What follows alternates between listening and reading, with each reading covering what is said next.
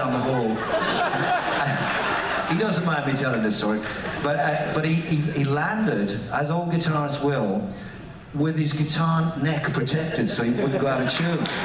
So he took the full brunt on his elbow and his hip and everything. So we're like, this is a hydraulic lift. Any limbs hanging over the edge will be clipped off when it reaches the stage level, you see. So they hit the emergency stop. All the roads jumped in to this, which was now like a 6-foot pit into the piano. And hiked him out. All the time I'm going, do I still keep playing? They yacked him up, dusted him off, put him back in place, and up I came. And it was a very Spinal Tap moment. We all agreed, and you know, it was a lot of fun. It was great. Those are the ones you remember. You'll forget 90%. Yeah, you remember that one forever. And God knows you must have thousands of them too, I'm sure. Oh my gosh, anytime you have anything, any moving object on stage, it's going to break. And you have to think on your feet. We decided that we were going to shoot Alice out of a cannon. Okay? Because we'd already killed Alice every way we could kill him, you know? And so we bought this giant cannon, big wooden cannon. And the trick was, they'd put me in it, I would get out the side, they'd put the dummy in there, and the net was over there, and they'd shoot it across the stage, and then I would be standing. What could go wrong, right? Well, it worked every night. Yeah, rehearsal was great. First night, you see, you know, the drums going on this, and it goes, and the dummy comes out about that much, and just.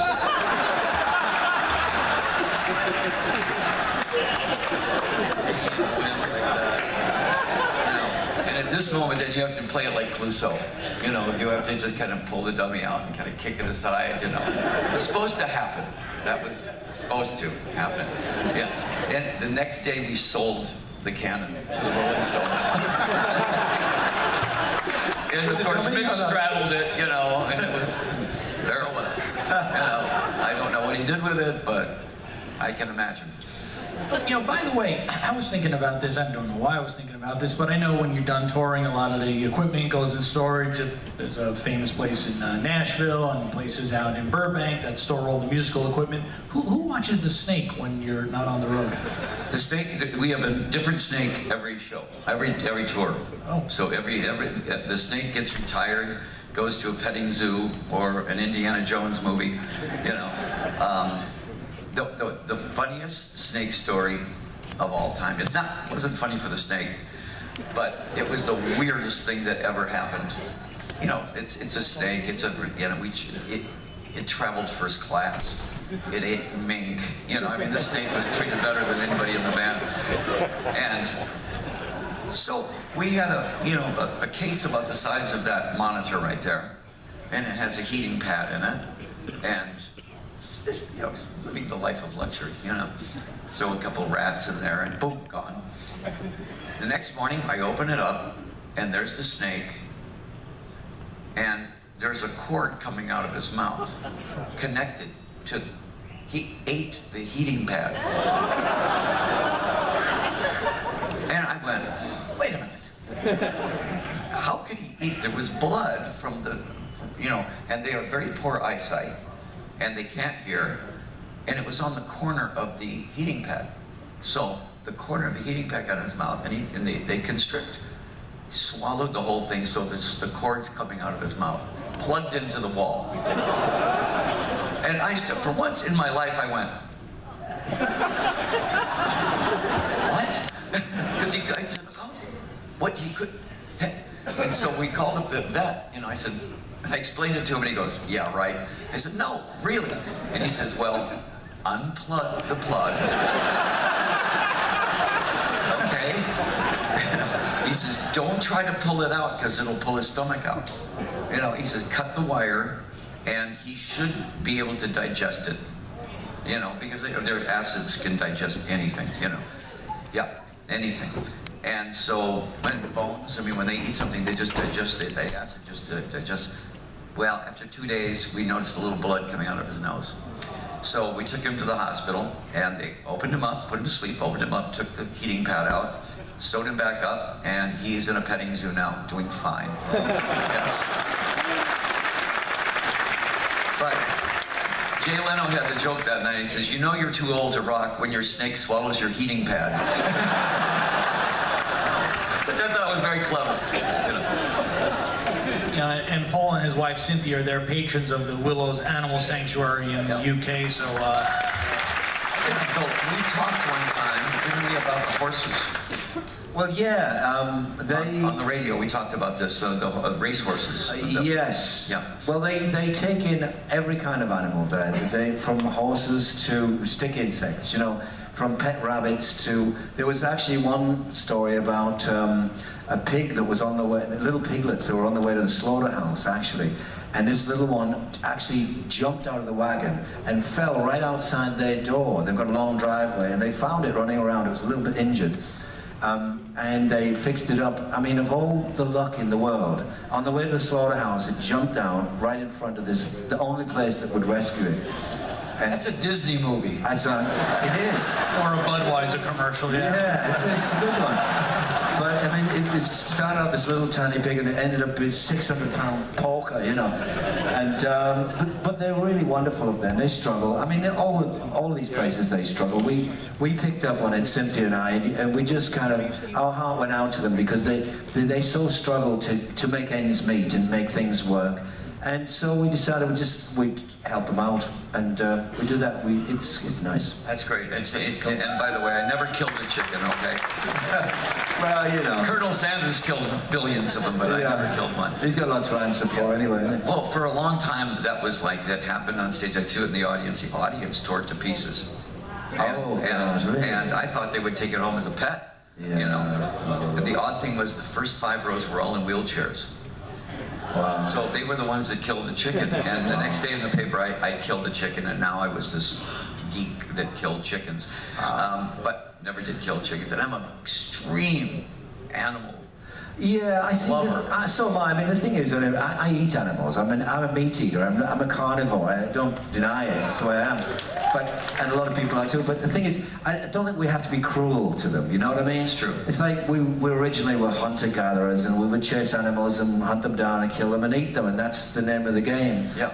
But at least they would have had some sort of life, and I don't think there's any need to be cruel. I just don't like that. I think there's a lot of corporate that when it goes to corporate, it gets very where they're not considered animals. They're just considered, you know, product. Exactly. Which is not. You know, that's what kind of gets you when you see that. You know? Yeah, absolutely. My daughter, Calico, rescues Chihuahuas, and she has the strangest menagerie of these rescue dogs. She has one that has one eye, an underbite like that, bow-legged, half of a tail, and it's got like a patchy, we call him Captain Jack, because he looks like a pirate, you know. The sweetest little dog in the world, you know. But I mean, if you are going to go get a dog, if you're going to go buy a puppy or something, go to the animal shelter. There's so many great animals.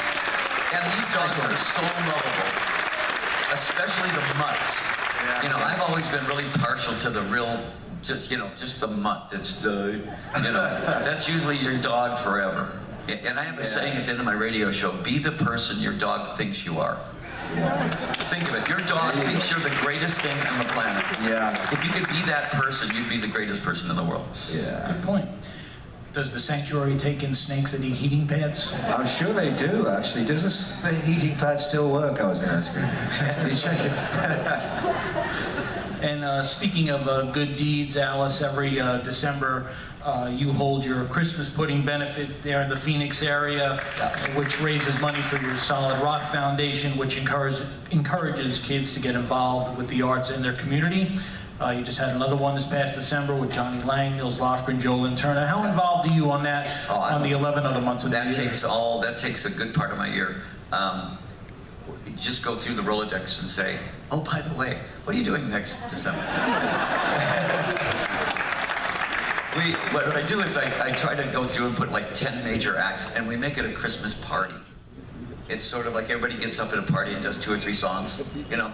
And I try to put people together that don't belong together, like Rob Zombie and Pat Boone, you know? Amy Grant and Dee Snider. You know, I try to get people that shouldn't be together, but it's Christmas, so they can sing together. And then we just have I have my band up there, and everybody just kind of plugs into my band, and it's fun. But what it is I noticed we put together Solid Rock Foundation. It's a Christian nonprofit, and I noticed I saw these two 16-year-old kids on the corner, and I'm from Detroit. I've seen a drug deal go down before, and I'm watching them pass this and getting that, and the envelope and the whole thing. And I went, how does this kid know he might not be the best guitar player in Arizona? Or he might be the best drummer? He's never had that opportunity. He's never had that, because his life is blueprinted this way. So what if you gave him that option? So we opened this thing called Solid Rock Foundation, where you can come in. It's not really a foundation. It's a music school. And you can play guitar, bass, drums, everything free. Everything's free. Fender gave us all the guitars we wanted. Fender gave us all the drums, everything. Shure gave us the mics. And we get 50 to 100 kids a week in there. And I'm telling you, some of these kids were on their way to either dead or prison, because you're going to be in a gang on the west side, and you're going to end up in that situation. Some of these kids now are pretty good guitar players, pretty good drummers. That is awesome. But it's a fun thing. Every city needs 10 of these. Yeah. But this is just the only one that we've put together, and I'm hands-on. You know, my wife teaches dance there. My son teaches guitar there. And it's so, I call it the glorious racket. Because there's like 5 guitar rooms, 4 drum rooms, and, you know, and you go in and it's just great noise, because these kids are in there playing their hardest, trying to play a Bad Company song, trying to play, you know, the Smoke on the Water or this, and then every once in a while you go, what was that? You go in a room and you go, wow, this kid can play. Yeah.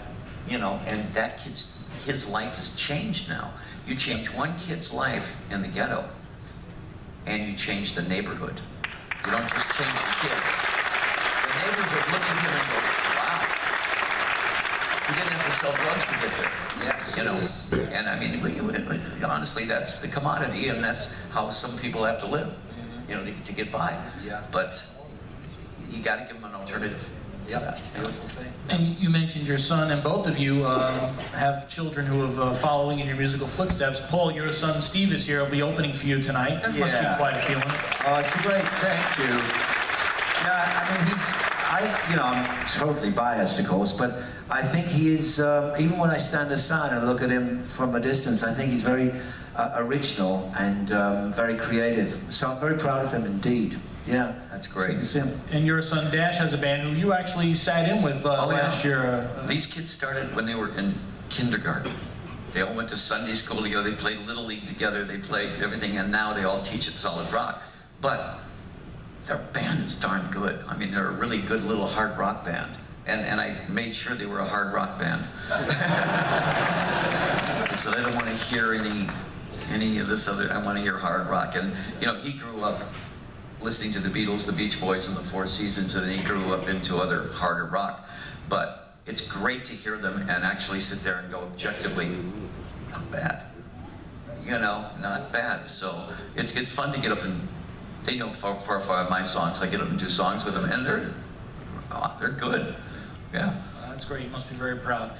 And as we start to wind down here, what's on tap for the year for you, Mr. Rodgers? I understand you'll be doing some shows along the way. Any recordings in the planning stages as well? I have a lot of material that I've recorded with the producer on the Royal Sessions, Perry Mergler.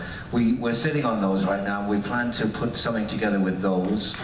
And there's a lot actually. We recorded and filmed the Albert Hall where we played a show there.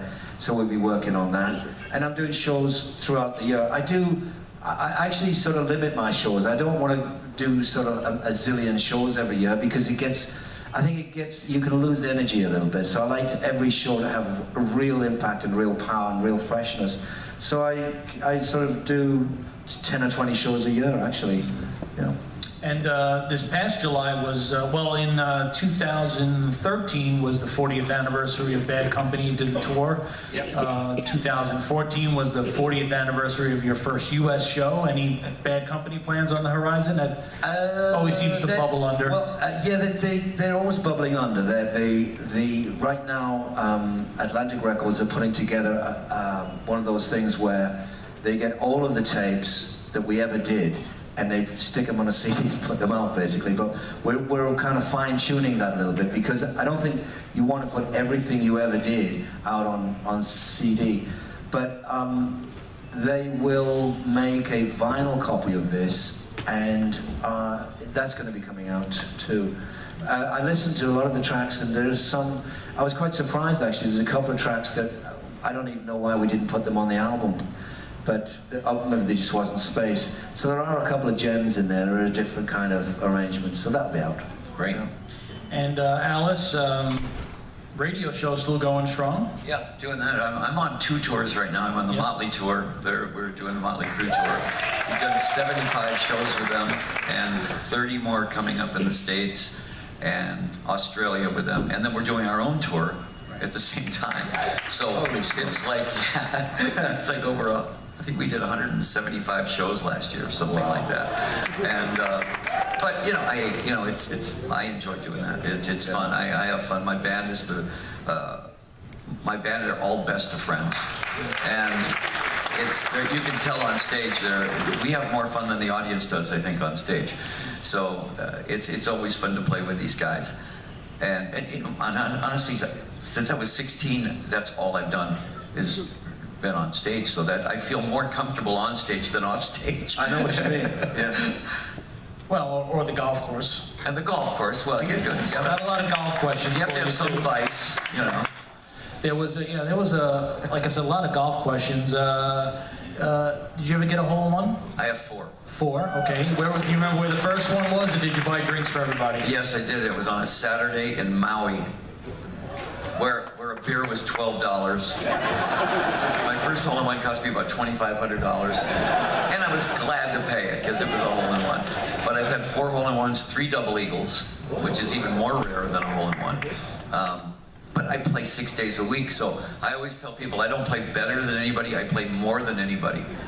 But it's, again, I've got a very addictive personality. When I was drinking and doing drugs, I did it every day, you know. So.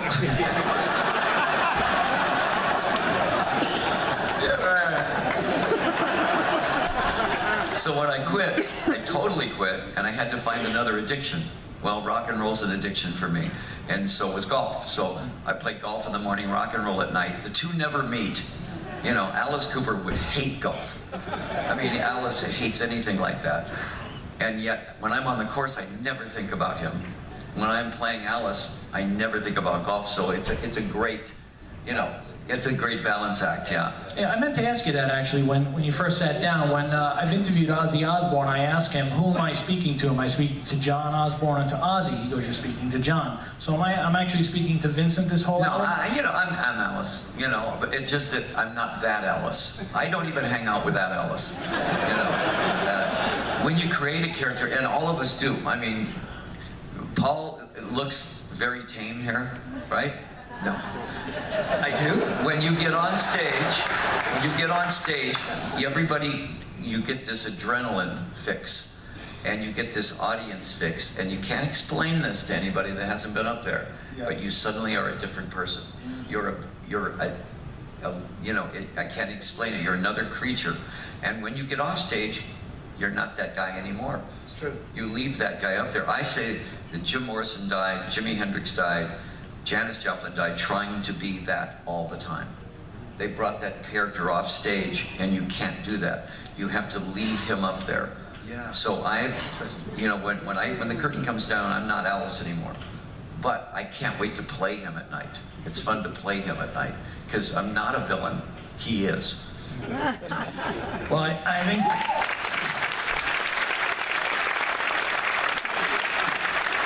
I think that's a great way to bring this to a conclusion. The fact that we are blessed that you are both still here and did not check out at 27 years old. And thank you both.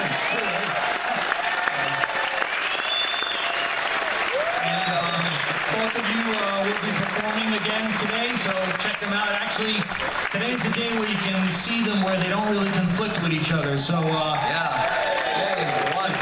It's always a pleasure. Paul Rodgers, Alice Cooper, thank you guys.